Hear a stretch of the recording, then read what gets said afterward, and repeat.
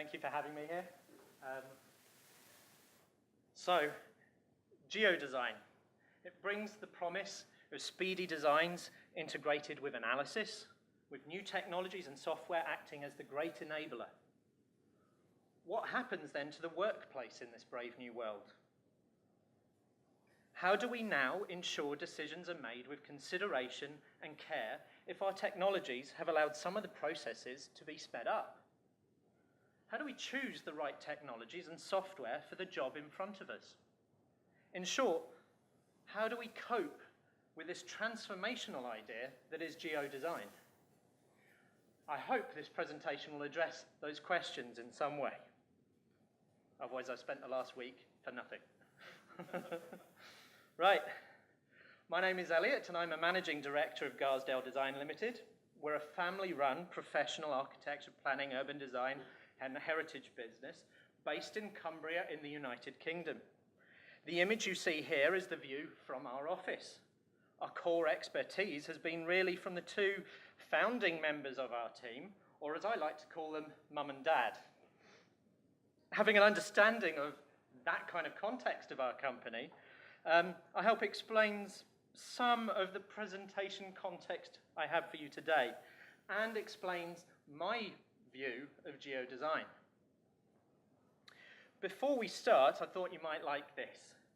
My hometown of Sedbergh, 2,500 people, located in Cumbria and the Yorkshire Dales, has quite a strong connection with Philadelphia, actually. We're home to Brigg Flats. It was near here that the Quaker movement was started by George Fox.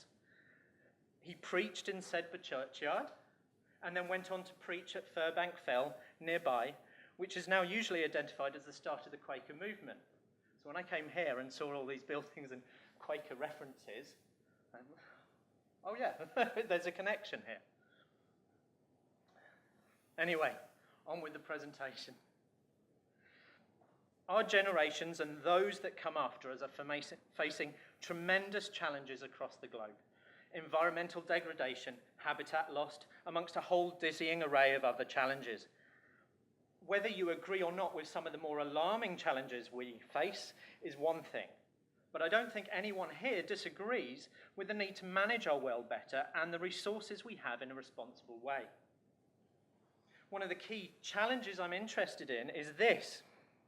The world's population is expanding rapidly, and more of us live in cities than ever before. Now more than ever, we need to manage our resources and urban spaces better. Not just manage the existing, but also the future. Is this the type of urban environment that makes best use of our space? Sorry to pick on Philadelphia. If not, how do we design it better? How do we retrofit existing areas?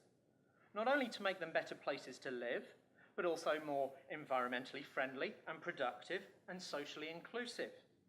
In fact, draw up a wish list of your ideal urban environment. Two things will happen. One, I hope it'll be a long list. And two, it'll be completely different from your neighbours in terms of priorities.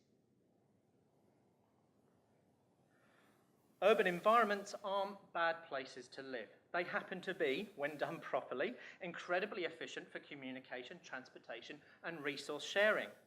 But is this how we want to live? And are these the urban environments we want to inhabit?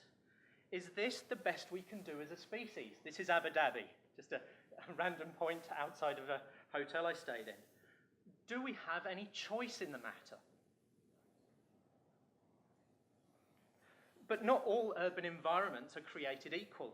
Some can spring up in days and weeks. If it's one thing we're learning at the moment is that our decisions are having real and dramatic effects on large urban populations who in turn, when crisis happens, need shelter. If geodesign is going to be used for anything, then these situations are its proving grounds. Can we design, plan, and accommodate quicker and with more efficiency like we've never done before? With all these burning questions, there is a desperate need for integration, collaboration on a scale we've not done. We have the tools, we have the data, we have people telling us what we should be doing, so why aren't we doing it? Let us for a moment say that politicians aren't the problem. Let us pretend they are normal people doing the best they can of a difficult job. I know it's difficult for some of us to believe that. Then perhaps it is up to us as professionals to come up with a new way of planning, analysing and implementing our designs. Geodesign, for me, fits that concept nicely. You see, for me, geodesign is this, a holistic approach to the design process that includes responsive and iterative analysis, ideally in real time. I'm thinking of amending this actually at the moment to include an element of compassion or concern to do good. I know that sounds like Google's don't do evil, yeah? But I think anyone who has remotely been interested in geodesign has come at it from a perspective of trying to do good. Inevitably, my talks about geodesign turn to technology and data. I'll be honest, I do this because that's where my interests lie and where I believe our future is, and maybe a little bit of a geek as well. But what I believe the future holds in general for technology in the workplace, for what we know of as PCs and cell phones today, is the general disappearance of something I like to call public displays of technology. Yeah? You know what I'm talking about here. It's the use of technology in situations we once thought of as sacred spaces, like cell phone use in a meeting, or at the dinner table, or cell phone use on the train. Come to think of it, the cell phone gets a lot of bad publicity. Like any technology, humans like to worry about what it will do to our children. How many of you watched far too much TV as a child? Yep. How are those square eyes working out for you? Has your brain function been impaired? No? Interesting, isn't it? Technology changes us, yes, but not in the simplistic ways we often think of. Look at this image. A simpler time? Seen on social media, this is one of those memes you see occasionally, as proof that we never really talk to each other on trains. Of course, the counter-argument to this internet meme is that newspapers never got taken out at the dinner table. Sorry, honey, reading the paper, you know? You don't do it. So, I think to say cell phones somehow limit our social interactions and work options ignores what we actually do on a cell phone. I personally use social media quite a lot, like Twitter, WhatsApp, Facebook. Yes, I've discovered new features in PowerPoint, I'm sorry. And other forms of social interactions on a global scale to interact with clients and work collaboratively. Yes, I admit I can also sit in my barn in Cumbria and have a heated debate on Twitter about cats. It's an example. I don't actually do that much. There is, of course, a real concern here, and that is we're all now filter out things that we don't like. Our digital world is almost entirely populated by things that agree with our worldview. In a recent study conducted by Esri UK, they found that out of 1,000 people surveyed, 35% are finding it hard to cope with the sheer amount of digital distractions every day, such as social media, emails, digital news, and digital documents. Coping with technology is also coping with information and data streams. Some of us complain about the youth of today's inability to concentrate. And if you're one of them that complains about this, perhaps you should try and maintain conversations over multiple channels, in multiple time zones, on multiple devices with any degree of coherence. Concentration, I believe, stays the same. It's the medium on which we interact that has changed. The next generation is actually well placed to meet the challenges of a world of big data and information streams, and that's really great news for the workplace we see. Uh-oh. Here we are, round the table with some geodesign students. You've never seen them before, right? And this was earlier this year. The laptops are open and ready, awaiting use.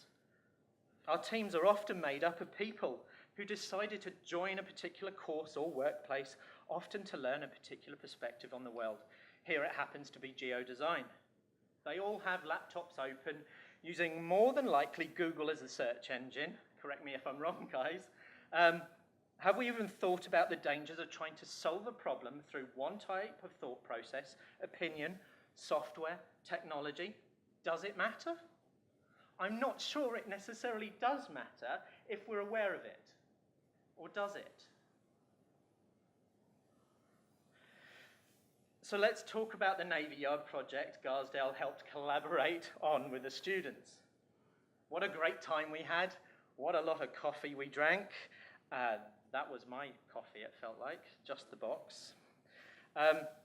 It was an intense and very useful exercise in bringing together all those disparate skills and software tools together as a geodesign process. Was it like how I work in our office? No. Would I like to work like this more? Yes. One project, one deadline, one open plan workspace with enthusiastic people. Who wouldn't want to work like this? But sometimes I do worry about our over-reliance on technology in the workplace. It sometimes seems to limit the creative process and stifle the interactions. Isn't technology meant to be the great enabler? It's not the individual software. It's the workflows between software packages, processes, and discussions. That is the problem. The image here is a good example. SiteOps, ArcGIS, and AutoCAD are brilliant tools, open here, but the data flow between them is not smooth. Look, technology is great if you work alone, but in groups like this, it can be a sticking point. I mean, passing USB drives around to do things if the networking's off.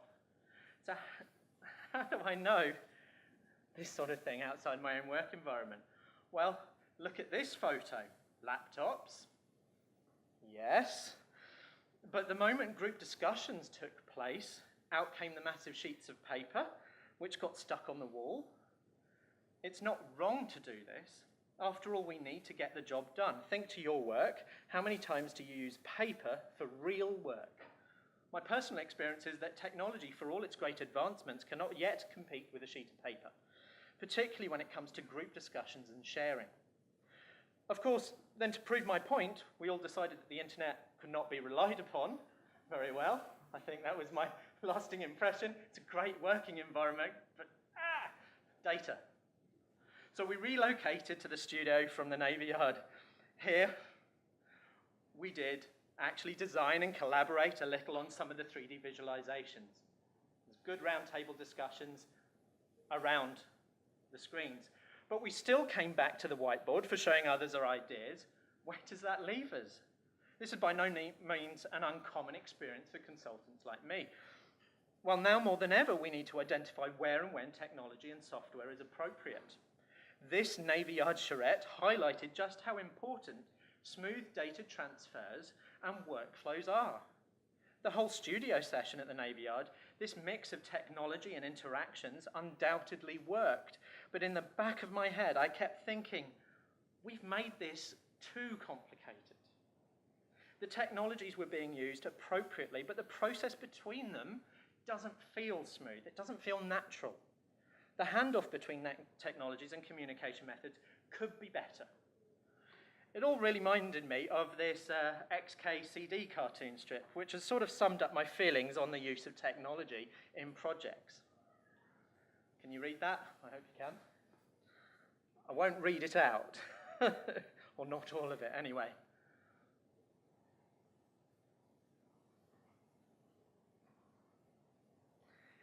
This is really me. I use a variety of communication methods. I've replied to someone on email that asked me a question on Twitter, you know?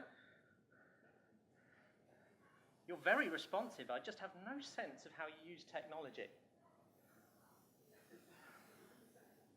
Yeah?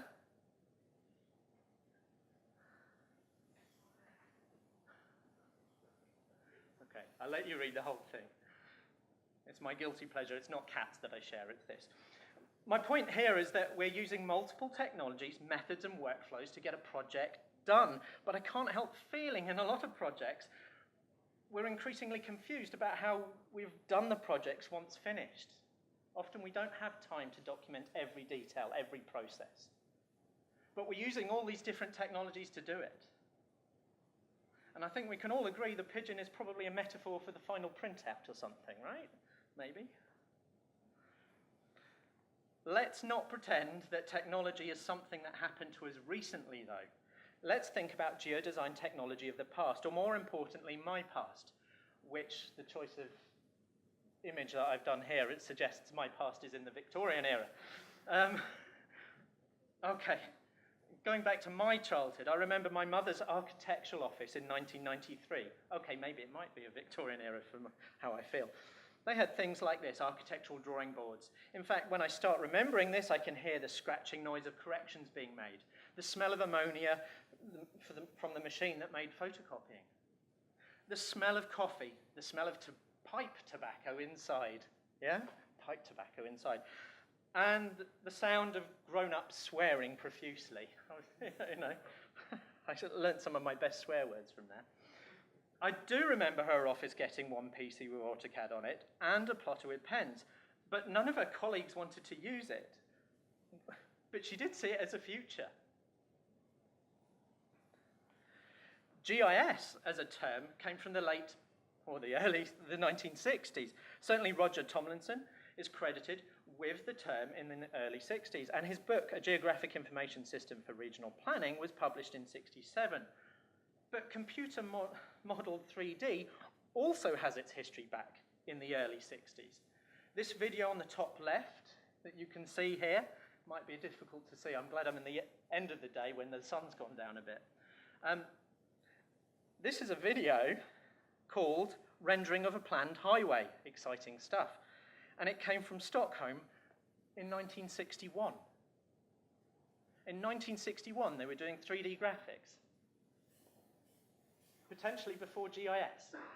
Or was it? I don't know. Maybe it's a hoax. I don't know. It's hard to believe, but the revolving hand below is dated to 1972 and was created by the founders of Pixar. And I really recommend if you go and have a look at the full video of this and how they did it. They actually created a model hand and did all the mathematical equations for the mesh. It's fascinating. So when we talk about geodesign technology, here as an information technology, we're only talking about perhaps 50 or 60 years at best, and in a form you would recognize as a PC-led activity, maybe only the last 30 years. I haven't decided whether that's a long time or not. It probably is now, but that's a reflection of my age more than anything, maybe. Recent technological advances have made geodesign more relevant. In particular, the power of consumer PCs, and I think so in the last 5 years or so, and their ability to do very complex tasks, including things like displaying 3D models and highly realistic computer games. Not just hardware, but the software has got better too. But take a look at what our design tools were not that long ago, and still are. Here is a picture of my grandfather, my mother's father, his drawing tools when he was an architect. I really believe that the use of the mouse and the keyboard will be a small footnote in the technology we have used in the design process. At least I hope so, because my hand hurts, right? So Garsdale Design has always done 3D models, but now it is increasingly influenced by the ideas of geodesign, not just a static model for a screenshot. Our models are dynamic and give us feedback about performance. My company's encounter with Esri City Engine has, to be honest, been transformational. Initially brought in to solve one small problem, my laziness generally, to build urban models in SketchUp, it has changed how we work and made us think hard about how we produce visualizations and ultimately introduced us to geodesign and emboldened us to use more technology in our workplace. Historically, we have always done 3D models for the client to see what certain areas look like. Either we have got someone in or done this in-house. With the introduction of SketchUp, we started making 3D computer models and rendering them in a limited manner in-house, like this one on screen. This was always towards the end of a project, and invariably after the client had seen it, needed to be changed quickly again, because the client is always right? Or sometimes anyway. For a small picture in a report, taking a day to do it or more is a waste of time in many respects. Well, not really, because if you can't communicate your proposals to the client, you've probably failed. And this is one of the key communication methods, right? So looking to create bigger urban areas in-house, we found this software called CityEngine was the best tool for the job. Almost immediately, we saw its potential, and that was the ability to make very large urban models quickly. We've taken days and days off our timeline just for one aspect at the end of our project. Not only that, we've introduced 3D modeling and geodesign concepts to smaller projects. Then we realized CityEngine can also dynamically and instantly report back. Depending on how you coded your building, you could get floor areas and car parking spaces. Suddenly, we could design in 3D and see the consequences of those designs on set goals. Where did CityEngine come from then? Surely, it's geodesign related, and surely from an urban design perspective. Well, maybe not. It came out of an academic project to create city models, but was first presented in 2001 at SIGGRAPH, or SIGGRAPH, depending how you want to pronounce it. Not a GIS architectural or planning conference. This geodesign technology is also being used in movies like Superman, Man of Steel, and Big Hero 6, amongst others. Now, I'm not saying we're a geodesign company. We are not geodesigners. But we have taken on board some of the aspects of geodesign in the workplace. Look at my father here using a Wacom tablet in ArcGIS and making a bit of a joke about it. It's set up with the right editing templates to make importing into CityEngine easier. We have Python scripts that make analysis easier and quicker. Okay, he doesn't actually use that ruler, but he is making an important point that we've come full circle, that the ruler has come with him from the old days of design, and he's back at the drawing board, isn't he? We've been inspired by other industries for 3D, and we've been influenced in our workflows by this concept of geodesign. We're also able to communicate with clients in different ways. One of the slowest parts of the project is often getting feedback from the clients. Now we can host maps and models online via Dropbox or an online mapping site. Patrick gave a great example of that. A really great example, and the technology is moving very fast in that area. Goodbye DVDs and USB drives? Probably not just yet, if my current work experience is anything to go by. The key for us has been this idea, though, of enabling very quick last-minute changes to a whole range of products within a project. Anyone who's worked on a large project for a client will know that it is quite rightly the client's prerogative to change their mind. Geodesign technologies like CityEngine allow us to cope with that. So we can create 2D drawings and instantly create 3D models off of that using this software. Not only can we change the 2D, but we also get this 3D design and reporting as well instantly, and you saw that in the examples we've seen today. So you see, it's the little changes to small, often repetitive and iterative processes that can give us massive improvements. There is a convergence of certain processes and workflows across the geospatial, planning, architectural, entertainment, and social media industries. Ask yourself this: what's Facebook doing with Oculus Rift? Does everyone know what an Oculus Rift is? It's a virtual headset. You can step inside a virtual reality world, walk around it. You put that on a planner, they go, wow, I can visualize and walk around my entire designs. What's Facebook doing with it? Yeah? So look across the board at the current technological advances and social change that's happening. What impact has it had on your workplace right now? Think about something like OpenStreetMap or Twitter. Dispersed, democratic, crowdsourced. Think about computer games and design programs. They're increasingly realistic. That's from Unreal for Game Engine, for architectural visualization. Have a look on YouTube. There's some amazing videos of this. The second coming of 3D and now 4D and 5D, or should I say BIM. Biomimicry, so taking the inspiration from nature to design things, like the bullet train here, which, if you believe the internet, was inspired by the humble kingfisher. Gamification is actually a rather serious subject.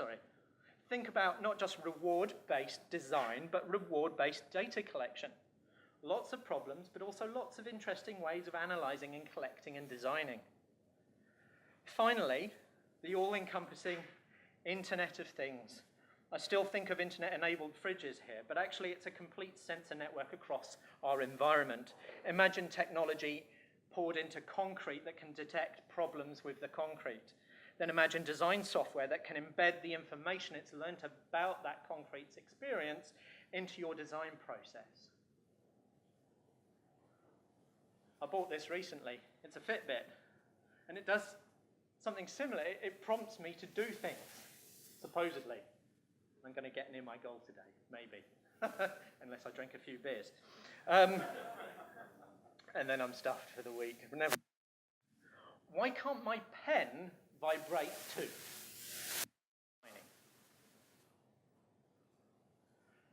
Looking at the technology I have owned in the past, this is just a few memorable pieces from my life. Put your hands up if you recognize any of this. Come on. Someone say Game Gear. Yeah. No, okay. My favorite tech here, okay, some of it's not from my past, some of it's my future, hopefully. Flexible paper. I have never had flexible sort of displays like that. I like the idea of rolling out a dynamic map on a table and pressing a button, out comes this design, you know? One thing is clear, technology is getting faster and smaller. Combine this knowledge with the emergence of geodesign and its aspiration for instantly informed design.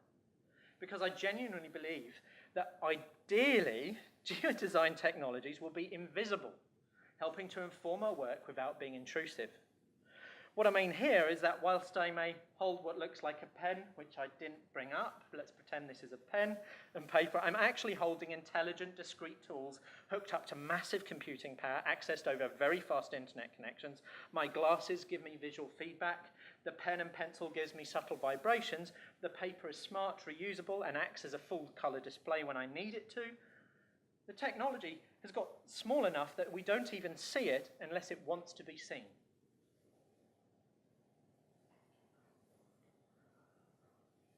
So, geodesign in the workplace will be fun. I think it should be fun. I don't think you should be in a job that makes you unhappy, right? It will be invisible. It will be augmented by technology, and hopefully without whiteboards and paper in the way we know them today. And I hope it's going to be a socially rewarding activity.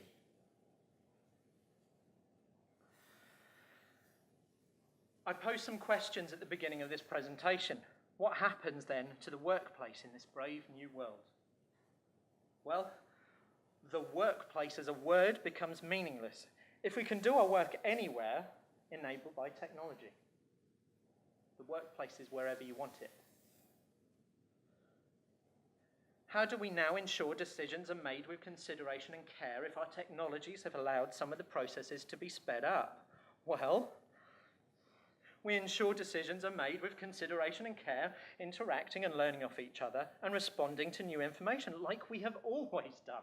We're not changing, we're doing things maybe in different orders and quicker, but we're not changing what we want to do. How do we choose the right technologies and software for the job in front of us? We choose the right technologies by being open-minded and looking to other industries for inspiration.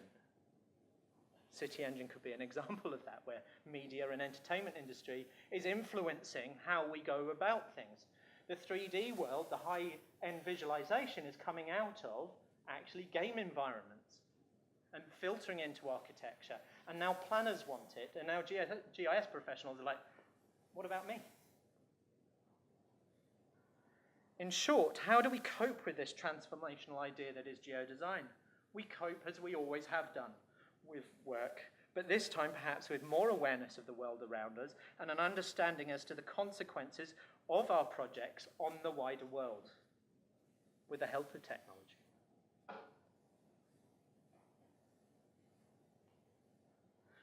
I want geodesign technology in the workplace to be like this. invisible, inclusive, allowing us to work anywhere, in the sun, on a terrace, maybe. Allowing our interesting conversations around a dinner table that we always have to be more than just a chat. This could be work. Perhaps Jim's glasses are informing him about a certain 3D design. Yeah? Perhaps that flask of coffee, presumably, is representing a tower block. You know? The technology is invisible until we need it. Or perhaps geodesign technology should be this, too. Play and work, right? So thank you very much.